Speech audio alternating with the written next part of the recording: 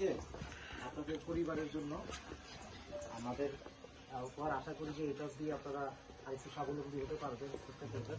এটা আপনার কাছে আমরা তুলে দিলাম বিজেপির পক্ষ থেকে। হ্যাঁ, তাহলে একটু ক্যামেরার দিকে থাকবে,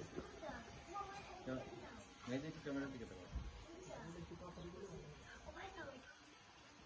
এই অবস্থায় একটু জিজ্ঞেস করি, মানে স্বর্ণা দাসের পরিবারের পাশে বিজেপির একটা উপহার দেখলাম আর কি, আর এরপরে তো একটা লম্বা সময় তাদের সহযোগিতা দরকার, সেক্ষেত্রে বিজেপির চিন্তা ভাবনা কি?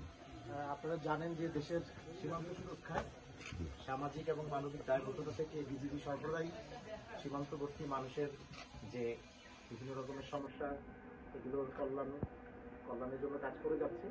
আপনারা জানেন যে 1 সেপ্টেম্বর 2024 তারিখে স্বর্ণা দাসের মৃত্যু 13 বছরের কিশোরী, এটা আমাদের অনেক ব্যথিত করে এবং আমরা সবসময় স্বর্ণা দাসের পরিবারের পাশে আছি এবং সবসময় আমরা তাদেরকে সহযোগিতা করতে রাখবো।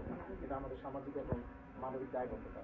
তাই বিজেপির পক্ষ থেকে আজকে আমরা আমাদের নিজস্ব খামারের যে অস্ট্রেলিয়ান গাভীটি আমরা তার বাবার কাছে পরিবারের কাছে হস্তান্তর করলাম। আশা করি আপনারা সবাই তাদের সাথে ধন্যবাদ।